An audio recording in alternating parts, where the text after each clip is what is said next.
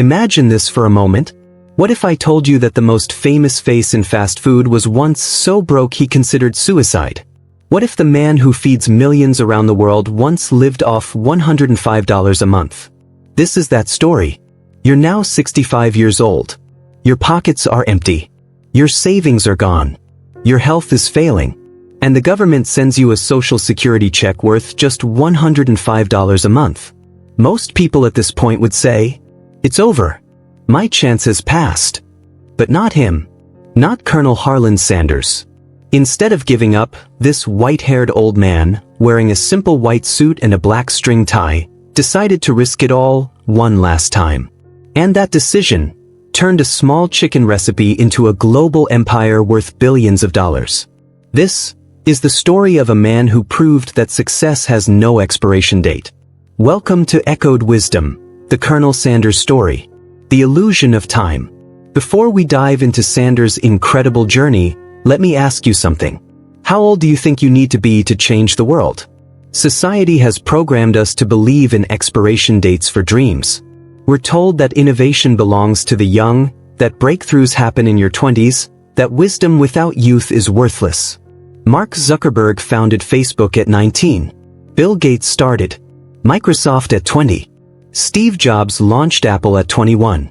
But here's what they don't tell you. For every young prodigy who changes the world, there are countless others who find their calling much later in life.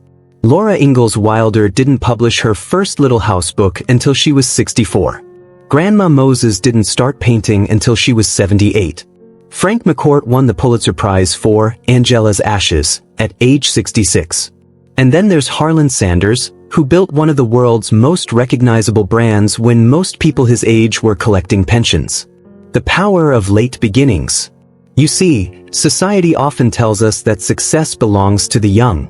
We celebrate the 20-year-old tech prodigy, the 30-year-old millionaire entrepreneur, the athlete who peaks before 40. But what about those who start late?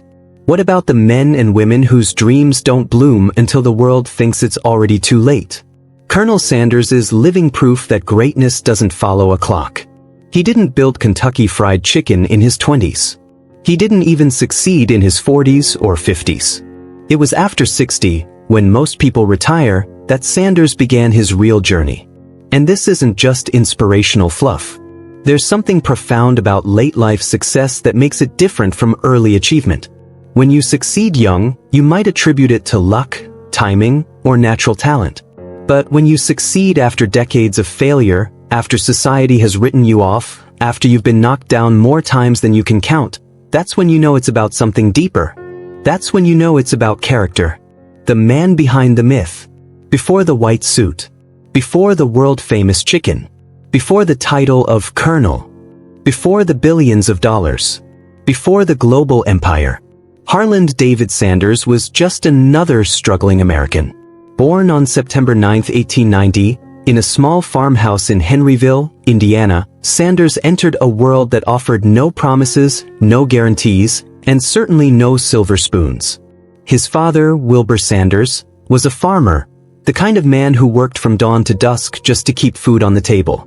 His mother, Margareton, was a devout woman who believed in hard work, family, and making do with what you had. They weren't wealthy. They weren't connected. They weren't special by society's standards. But what they had was something that would prove more valuable than money. They had resilience. They had the ability to endure. And most importantly, they had the belief that no matter how hard life got, you kept going.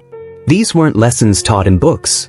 These were lessons carved into the soul through experience, hardship, and the daily grind of survival.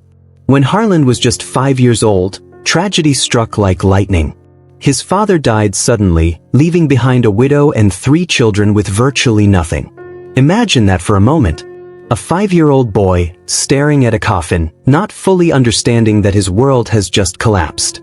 His mother, Margaret, suddenly faced the impossible task of feeding 3 children with no husband, no inheritance, and no safety net. This was 1895. There were no government programs, no social services, no welfare checks. If you couldn't work, you didn't eat. If you couldn't provide, your children suffered.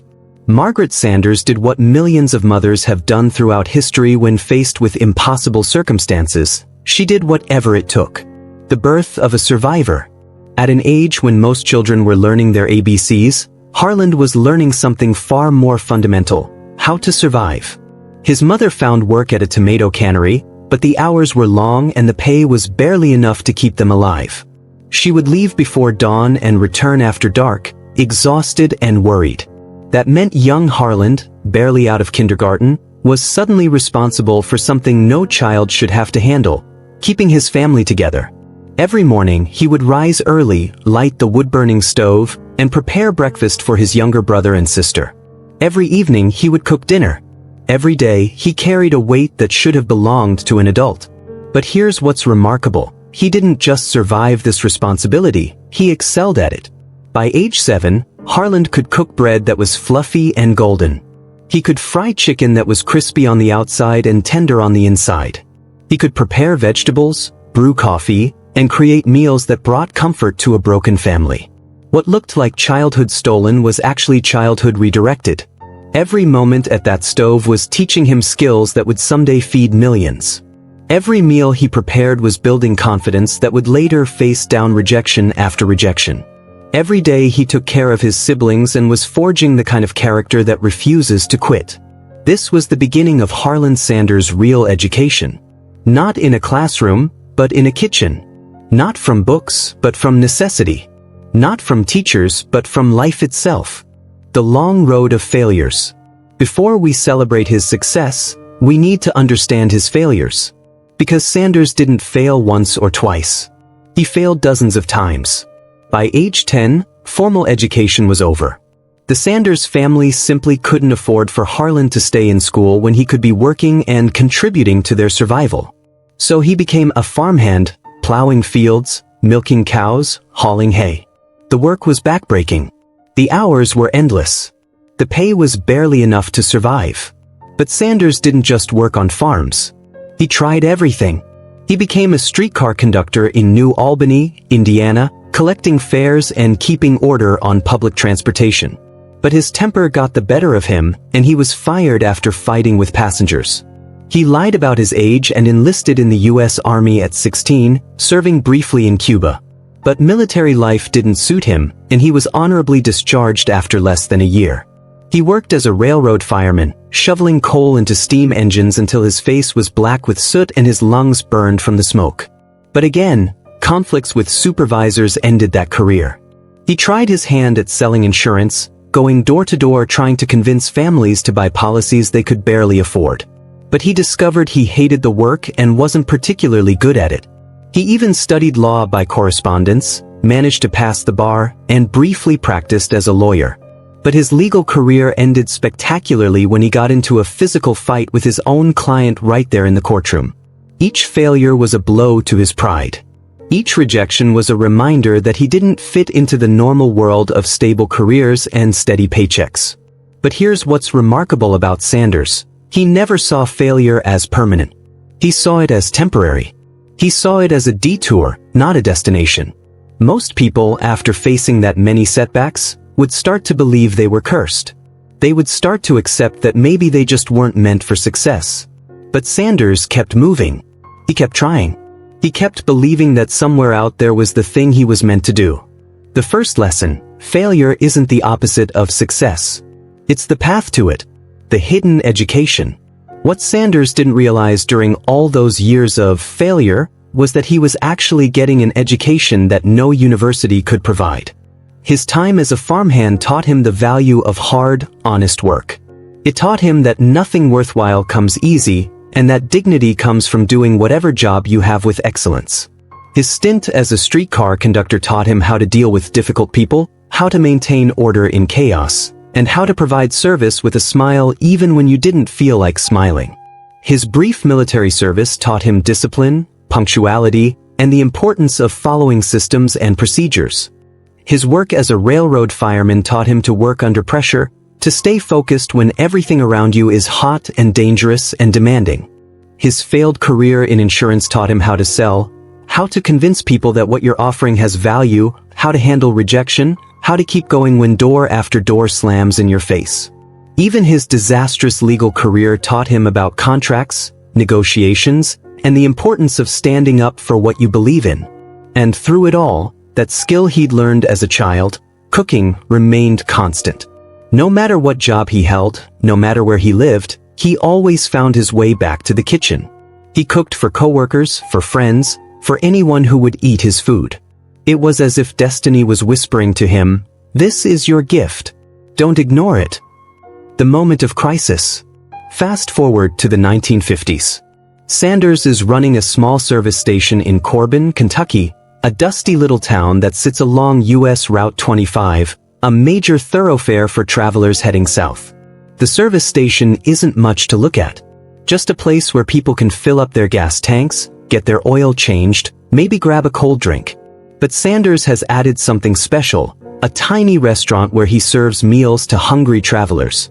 The menu is simple: southern fried chicken, country ham, steaks, fresh biscuits, green beans, mashed potatoes, and gravy made from scratch.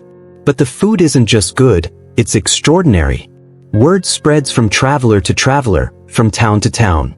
People start driving hours out of their way just to eat at Sanders' little cafe. The fried chicken, in particular, becomes legendary. Sanders has perfected a method using a pressure cooker that makes the chicken crispy on the outside and incredibly juicy on the inside. He seasons it with a secret blend of 11 herbs and spices that he keeps locked in a safe. For the first time in his life, Sanders has found something that works. Something he's not just good at, but great at. Something that brings him not just income, but respect, recognition, and a sense of purpose. By 1939, he expanded across the street and opened the Sanders Cafe, a proper restaurant that seats 142 people. The governor of Kentucky is so impressed with Sanders' food and hospitality that he makes him an honorary Kentucky colonel. The title sticks. Colonel Sanders has finally made it. At age 49, after decades of failure and frustration, he has built something successful. Something lasting. Something he can be proud of. But then, a disaster struck. The highway that changed everything. In the early 1950s, the US government made a decision that would change millions of lives, including Harland Sanders. They were building a new interstate highway system, modern, efficient superhighways that would allow people to travel faster and more safely across the country. It was progress. It was the future. It was exactly what America needed. But progress always comes with a price. The new Interstate 75 was designed to help travelers get from Cincinnati to Knoxville as quickly as possible. The old US Route 25, which ran right through Corbin, Kentucky, and right past Sanders' restaurant, would become obsolete. Almost overnight, the steady stream of travelers that had kept Sanders' restaurant alive began to dry up. People were taking the new interstate, which bypassed Corbin entirely. The dining room that used to be packed with hungry travelers sat empty. The phone that used to ring constantly with reservations fell silent. The cash register that used to chime all day long gathered dust. Sanders fought to keep the business alive. He tried advertising. He tried lowering prices. He tried expanding the menu. But you can't fight geography. You can't force people to take the old road when there's a newer, faster way. By 1956, Colonel Sanders was forced to sell his restaurant. He was 65 years old. Most men his age were thinking about retirement, about slowing down, about enjoying their golden years. But Sanders had no golden years to enjoy. He had no retirement savings, no pension, no investments, no safety net. All he had was a Social Security check worth $105 a month and a collection of debts that seemed impossible to pay. The rocking chair and the gun. There's a story often told about Sanders during this period, a story that may be legendary, but speaks to a truth about the human condition. They say that one night, broke and defeated, Sanders sat on his porch with a loaded gun in one hand and a piece of paper in the other. On that paper, he had started to write his last will and testament, a goodbye to a world that seemed to have no place for him. He was 65 years old. He had failed at more careers than most people attempt. He had lost the one business that had ever truly succeeded. He was living on government assistance that barely covered his basic needs. The easy thing, maybe the logical thing, would have been to give up. to accept that his time had passed, to fade quietly into the background like so many other forgotten dreamers. But as Sanders stared at that piece of paper, something shifted inside him. Instead of writing a suicide note, he started writing a different kind of list. Instead of cataloging his regrets, he began inventorying his assets. What did he still have? What could he still offer the world? At the top of that list was his chicken recipe. That perfect blend of 11 herbs and spices. That pressure cooking method that created chicken unlike anything else in the world. Maybe, just maybe, that was enough. Sanders made a decision that night. He wasn't going to die defeated. He wasn't going to let the world close his story. He wasn't going to go gentle into that good night. At 65 years old, an age when most people are winding down, Harland Sanders decided to wind up. He was going to start over. One more time. With nothing but a chicken recipe, a pressure cooker, and the kind of stubborn determination that refuses to recognize when it's beaten. That decision would change everything. The psychology of starting over.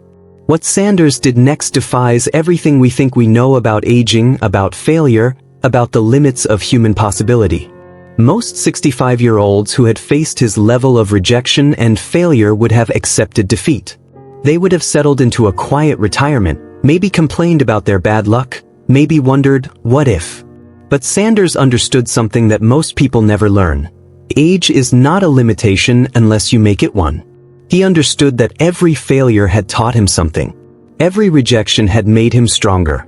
Every setback had prepared him for the next opportunity. He understood that his decades of experience, even his failures, were actually assets. He knew how to work with people. He knew how to handle rejection.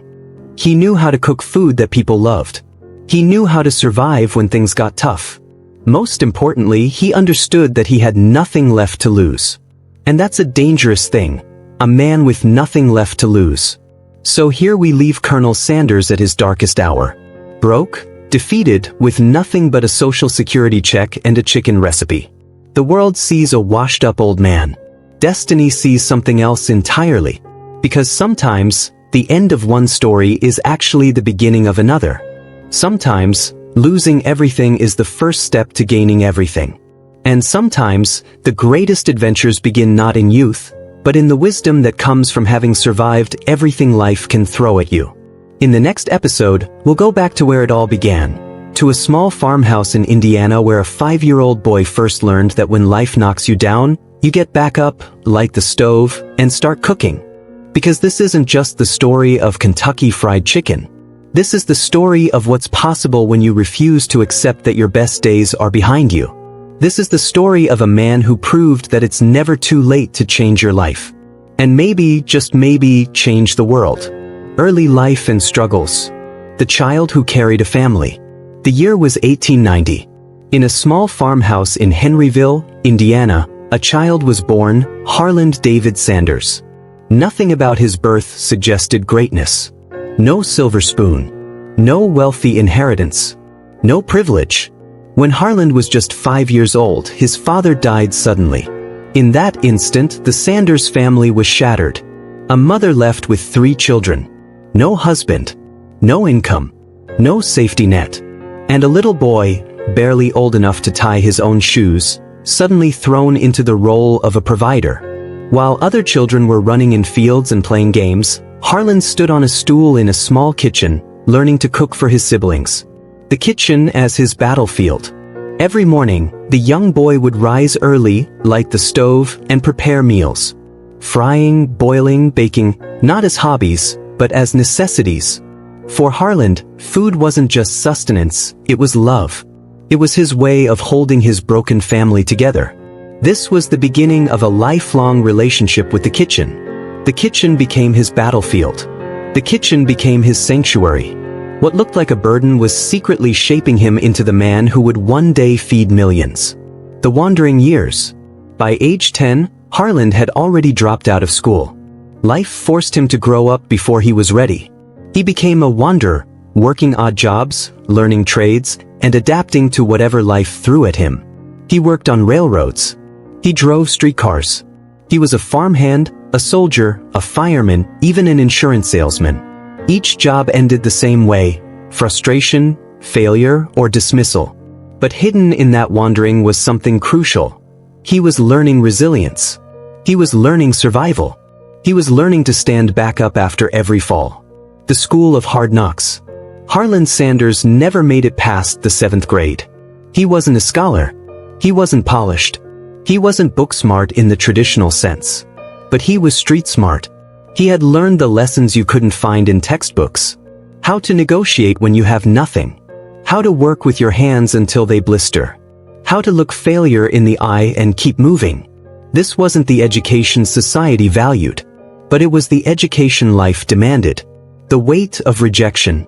By his teenage years, Sanders had already experienced more rejection than most adults do in a lifetime. He failed as a farmer. He failed as a streetcar conductor. He failed as a soldier. He failed as a railroad fireman. He failed as an insurance agent.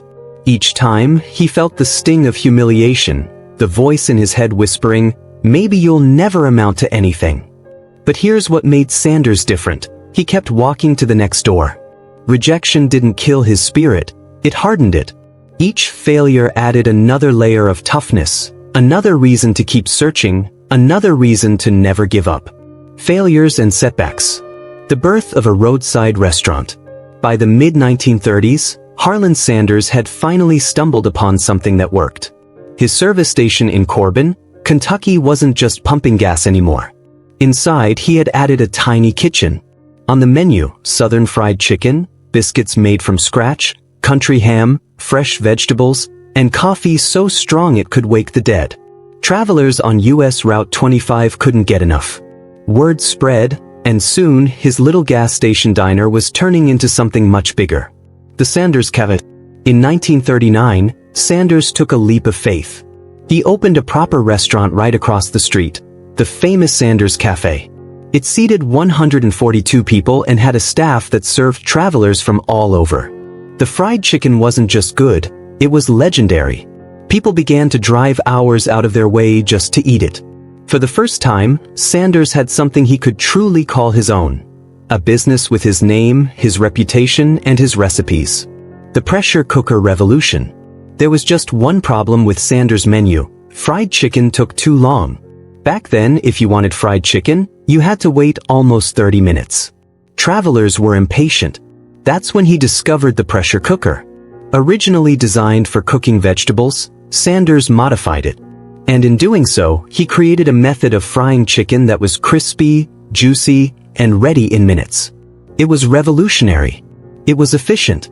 And it became the foundation of what we now know as Kentucky Fried Chicken. Reputation grows.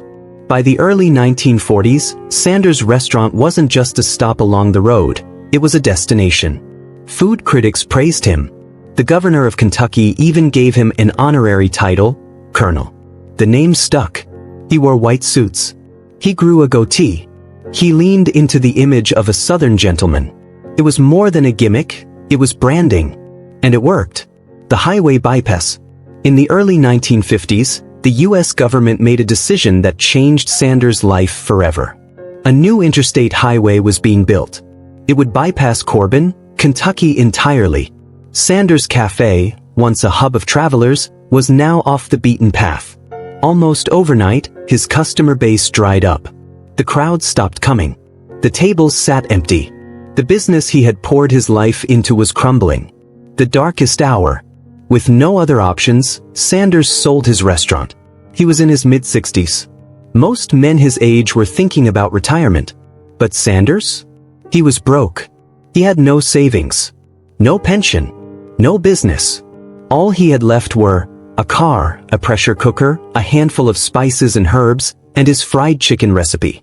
At one point, things were so bad that Sanders seriously considered ending his life. Legend says he sat down, wrote out his will, and looked back on his failures.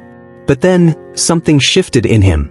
Instead of giving up, he thought, if I have anything left to give, it's this chicken recipe. That's all I've got. And maybe, just maybe, it's enough. Reinvention and the birth of Kentucky Fried Chicken. A man with nothing left. It was the early 1950s. Harland Sanders was 65 years old. He had just sold his restaurant for pennies. He had no savings, no retirement plan, no steady income. All he had was a beat-up car, a pressure cooker, and a secret recipe with 11 herbs and spices. For most people, that wouldn't have meant much. But for Sanders, it was all he needed. The boldest idea. Sanders came up with an idea so bold, so desperate, that it almost sounded crazy. If he couldn't run a restaurant, maybe other restaurants could buy his chicken recipe. Instead of cooking for customers, he would franchise his chicken, teaching other restaurant owners how to make it his way. In return, they'd pay him a small commission for every chicken sold. The legend of 1009 rejections. Sanders packed up his car and hit the road. Day after day, town after town, he drove across America. At each stop, he walked into diners, truck stops, and roadside cafes with one pitch. Let me cook you my fried chicken. If you like it, put it on your menu. If it sells, pay me a nickel for every chicken you sell. Sanders pitched his idea to over 1,000 restaurant owners. And almost all of them said no. Think about that. A man in his 60s, living out of his car, hearing no again and again, over 1,000 times. Most people would have quit after the first 10, or maybe the first 100. But Sanders pushed through rejection number 200, 500, 800, 1000. And finally, someone said yes. The first franchise. In 1952, a small restaurant owner named Pete Harmon in Salt Lake City, Utah, agreed to try Sanders' chicken. Together, Sanders and Harmon launched the first ever Kentucky Fried Chicken franchise. And almost overnight, it became a sensation.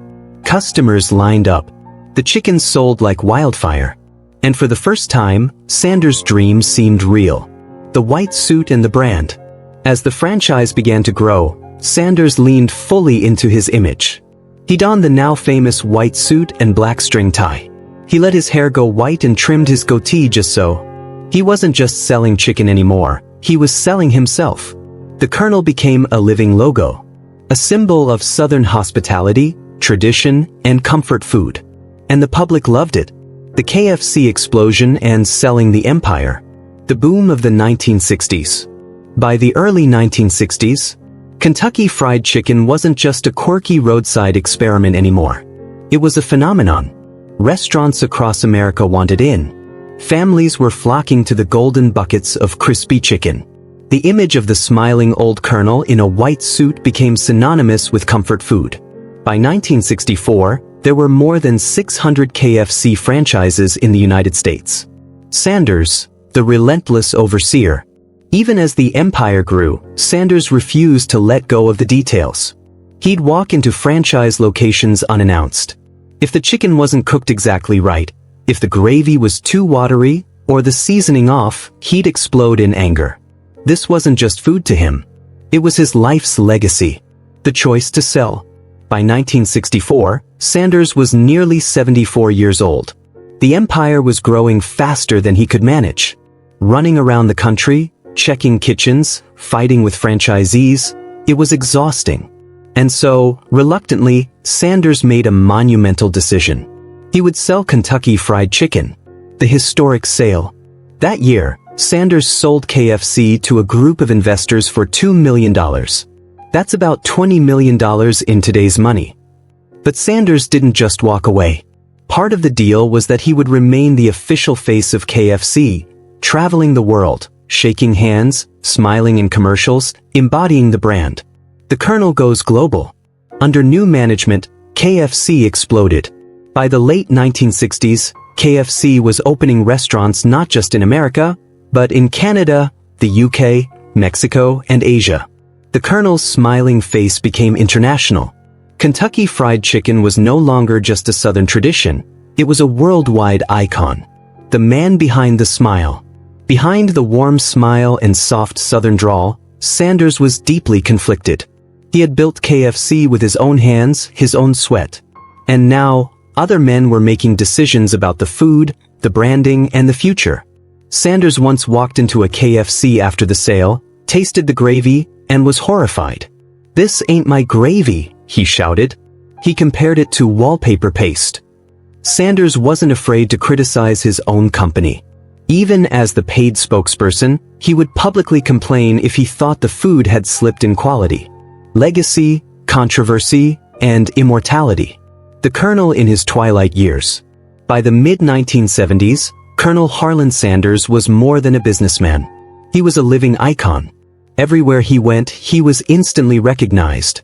Children would run up to hug him. Politicians, celebrities, and world leaders wanted to meet him. But Sanders never lost his sharp tongue. Even in his 80s, he would openly criticize franchise owners, call out sloppy food, and demand excellence. The lawsuits and controversies. In 1973, at age 83, Sanders actually sued Kentucky Fried Chicken for using his image in ways he didn't approve of. He even accused the company of ruining his recipes. Imagine that, the founder of KFC suing KFC. Behind the courtroom battles was something deeper. Sanders feared that after he was gone, the quality would fade and his legacy with it. A faithful man. Through all his ups and downs, Sanders leaned heavily on his faith. In his later years, he became a devout Christian. He credited God for giving him the perseverance to keep going through poverty, failure, and heartbreak. He once said, "You've got to have a dream. If you don't have a dream, you've got nothing." The final years. In 1980, Colonel Sanders was diagnosed with leukemia. Just a few months later, on December 16, 1980, Harland Sanders passed away at the age of 90. At his funeral, thousands came. Not just family, not just businessmen, but ordinary people who felt like they knew him. The immortal Colonel. Colonel Sanders may have died, but in truth, he never left.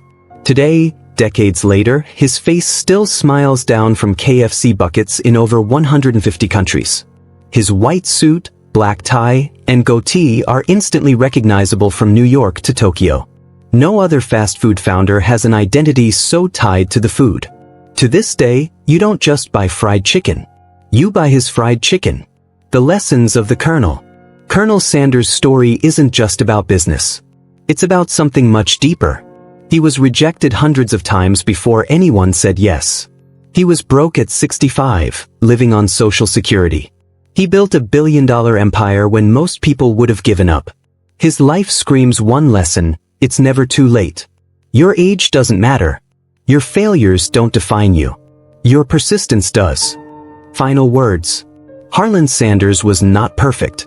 He was stubborn. He was fiery. He could be difficult, even ruthless. But he was also relentless, visionary, and unshakably human. When you see that white-suited man on a bucket of chicken, you're not just looking at a logo. You're looking at a man who turned rejection into redemption, poverty into prosperity, and fried chicken into immortality. Colonel Sanders didn't just cook chicken. He cooked up one of the greatest comeback stories in history.